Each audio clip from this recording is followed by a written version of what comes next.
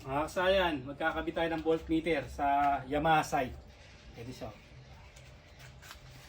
Para ma-monitor natin yung charging, yung kung fast charger ba siya, kung mahina siya mag-charge, at kung may grounded ba siya.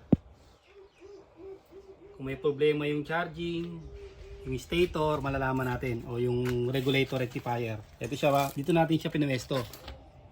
Pwede rin naman dito kasi may kasama namang tornilyo na yan pag ano. Pero dito ko na siya pinuwesto para ano, mas madali siyang i-wire, hindi na tayo magbubutas. Nandito lang yung ano niya sa gilid. Ito siya. Oh. Dalawang ano lang naman yan. Dalawang wires lang siya.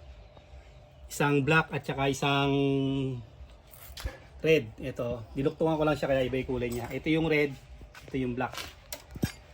Ang aalisin nyo lang sa kanya yung pinaka head. Ito. Alisin nyo lang to ha. Naka-ready na yan para mabilis lang tayo. Pinaka-importante yung accessory sa ating motor, voltmeter. Ito siya ha. Ang pagkukuhaan natin, kung halimbawa hindi nyo na siya tatanggalin ano, maghahanap kayo dito ng light brown. Light brown na, ito light brown. Yan. Tapos solid black. Ito yan, solid black. Ito yung negative. Tapos ito yung accessory wire. Ano? Pwede niya nang kunin nyo. Pero pwede rin dito. Ito siya oh. Sa may brake light. Meron din dyan accessory wire. Ito. Yan. Ito yung accessory wire niya. Yung brown. Brown yung kanya accessory wire. Pwede tayo dito maglagay ng ng accessory wire din sa brown. Tapos ito ano. Yan na. Tapos yung negative natin, pansinin nyo itong preno. Dito siya nilagay sa ilalim. Gumamit lang ako ng i-terminal. Ito. Ito kami i-terminal para makita nila ako saan nilagay.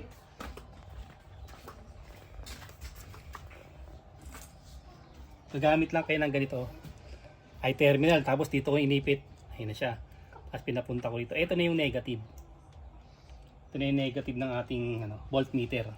Tapos ito naman yung accessory wire. Yan lang, sa dalawa lang na to. Para hindi na kailalayo. Ito naman, tapos wiring na natin siya. Ito halimbawa ito, binuksan nyo, ayun o, pwede na rin o. Pwede na rin o. Kung ayaw nyo mag-splice, pwede na dyan. Ito yun naman, dito, pwede rin. Tapos ito na yung ground. Saktuan lang natin yung kahit maigsi lang, pwede na siya.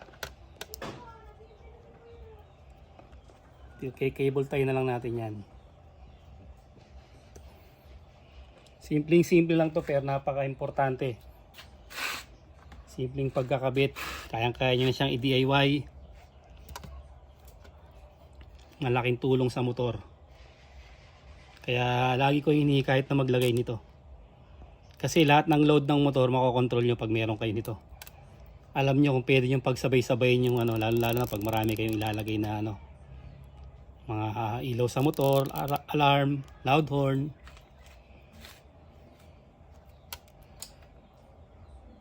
Ito yung negative.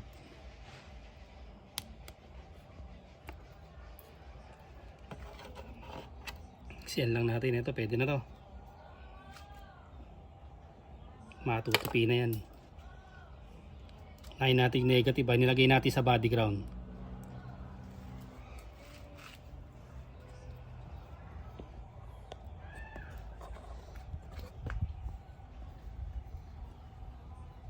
Negative ng voltmeter kulay black.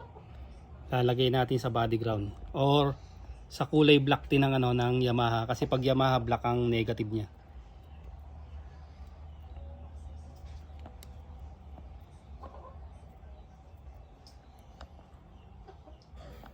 Splice nyo lang mabuti, habaan nyo lang yung ng voltmeter kasi manipis lang yung niya, yung wire, para siguradong hindi siya maglulus. Yan. Tapos ito yung positive natin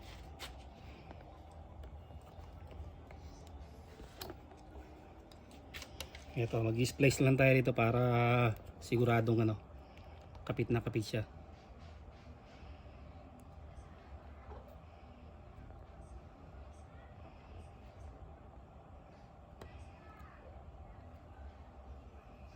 light brown ha. Light brown yung lalagyan natin.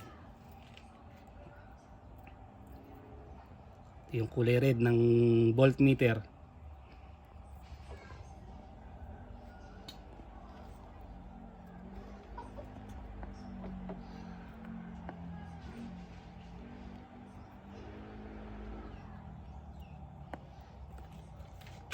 Tapos balik na ulit natin.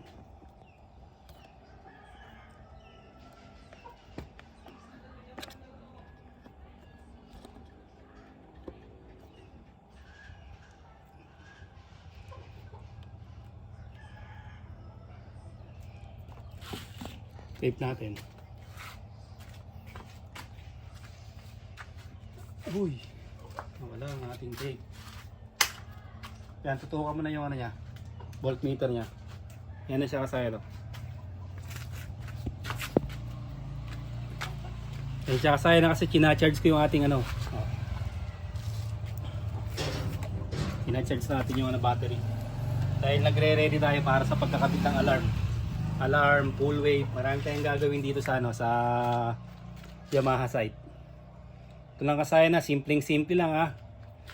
Ito lang ang gagawin natin ha. Tutuwa mo lang, mamaya natin ite-tape to. Etong body ground, para makasigurado kayo kung meron kayong test light, yun yung siya i-test light nyo para malaman nyo kung ano, kung maganda yung ground na paglalagyan.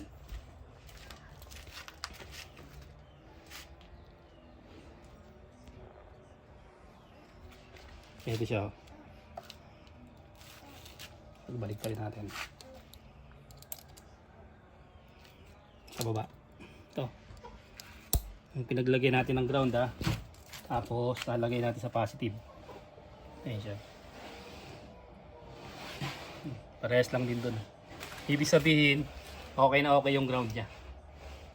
Okay na okay yung ano niya, yung ground ng ating ano, motor. Tapos accessory wire lang ha, dito nyo lang kunin. Para hindi na kayo magbukas, kasi kung dito nyo pa siya kukunin sa may susian, ito yung accessory wire sa susian ha. Pwede rin dito. Yan, accessory wire to ha, sa may susian, isang red tsaka isang light brown. Tapos dito accessory wire din dito sa may kabila. Accessory wire din dito ha, tsaka yung solid black. Yan ang mga pwede yung kuhanan pag magkakabit kayo ng voltmeter. Ganun lang kasimple kasayan, kahit anong motor to ha. Kahit anong motor, pagka sa may ano dito, lahat ng brake switch mayroon diyang accessory wire. Kaya kahit anong motor pwede yung paglagyan. Ang model lang natin ito, Yamaha site. Hanggang dito na lang mga kasayan. Salamat sa panonood.